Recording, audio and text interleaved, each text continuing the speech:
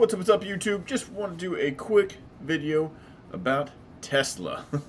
Man, has, well, it's selling off, you know?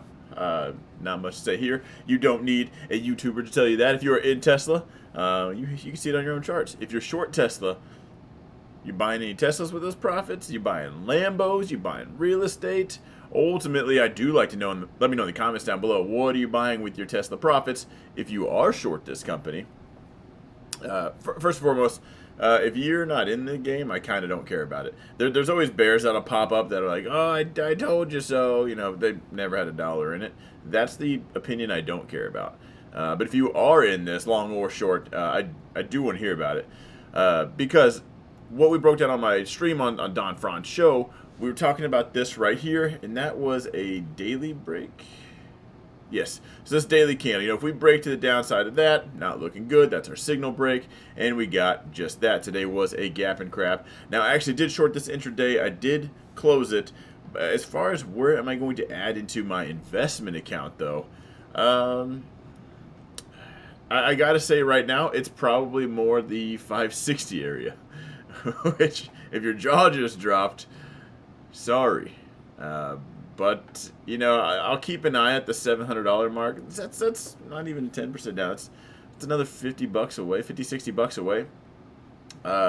We know with the volatility of Tesla, it could reach that in a matter of no time at all. You know, also, if you're feeling this pain, I got to ask, well, what was your plan to begin with? So when I had this in my investment account, yeah, I really don't care the ups and the downs. You know, sorry, I heard somebody else say this and it did crack me up. I went to a Tesla charging station and it was busy, okay? Now, if you've ever said that, and that's why you bought this, I wonder how much Starbucks you own, because when have they ever not had a long line? Also, you went to one Tesla charger, that's your sample size?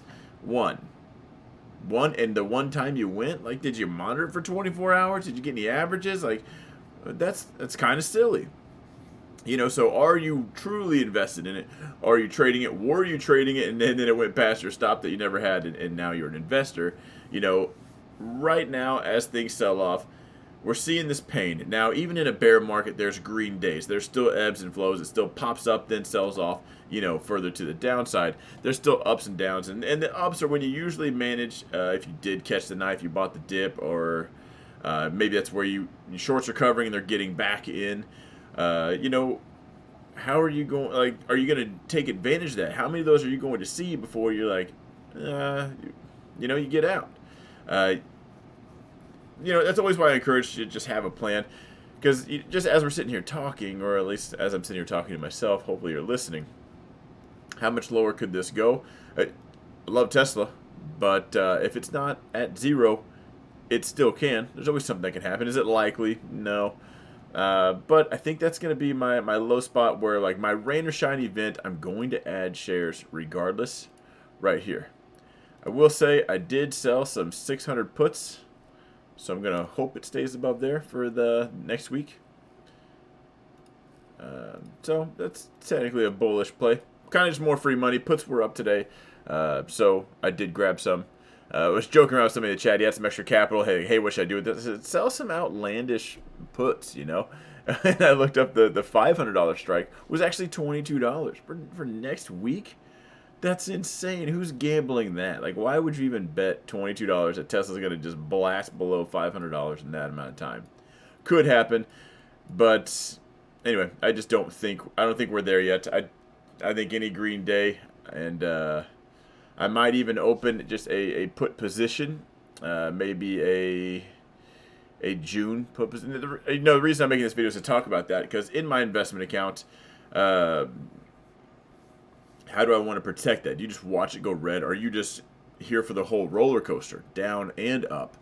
Or do you want to protect that a little bit to downside? Like, grab some puts. You know, ultimately, how many shares do you have? Say you have 100 shares long. If you grab 50 deltas put, you know, you're essentially your 50 deltas long. You cut it in half.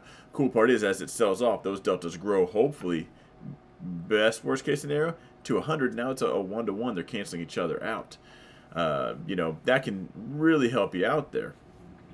I do want to be careful hedging. Now, if it does pop up, let's say we do get a quick pop, you know, and we, for some reason, I don't know what kind of green day we'd have to have. We pop up here to this 850 mark. Honestly, this 820 mark's going to be a rough one to get above. But let's say we do get up there. I might even grab an 850 put for June. You know, something hopefully closer to at the money. Maybe I might even go just a little bit outside the money. Spare myself a couple dollars, because if it does sell off, I'll take advantage of that spooling up that it does have. But I might even do that, and just to protect myself on the downside. Another thing to consider when you are hedging like this is what happens if you're wrong. It's a little bit, an argument could be made, it's a little bit late to be shorting right now. Like, did you miss the short bus or not? Or are you still on the short bus, hoping this thing's going to get to all-time highs next week, you know? Got to be careful. A hedge is, and I'm going to end it here, guys, a hedge is like the airbags in your car. You paid for them. You didn't buy that car without them, right? If you buy, use, and sell that car and those airbags never go off, you wasted your money. But it was a good money, because if you were to just send that thing into the ditch, right? You're drifting around, you hit the cabbage, right into a wall, okay? Now you're going to be glad those airbags are there. That's all they're there for, which is why you don't want a 1-to-1 ratio. Imagine trying to drive your car with the airbags already deployed, right? That would just suck. You're for sure going to lose that one. So I'll end it here. But as we're talking about Tesla, if you do think it's getting worse, how are you going to manage these? When we do get that green day, the green days, everyone's quick to forget the red. They're all googly-eyed on here comes all-time highs. We're saved. That was the bottom. Here we go. What if it's not? On that next green day we have, I'm fishing for one right now. I'm really kind of hoping we do. You know, how are you going to manage what you're in now? What if that's just the next lower high? How many times is it going to have to do this before you eventually, what you might end up doing is just saying, crap, F it, I'm out, and you dump the whole thing, when you could have just been one hedge away and one more hill, one more roller coaster to ride. You know, to each their own. I definitely encourage having a plan. I'll end it here. As it stands right now, that getting above that zone, Elon would probably have to come out with, for it to get above that zone, the Cybertruck would have to come out, the Roadster would have to come out. Probably have to start the $25,000 car. Get that 6 years down the pipeline so we can finally start making that. Other than that, every rally is just being shorted into. Until that changes, that's the game plan. So I'll end it here. We'll see you guys in the next video.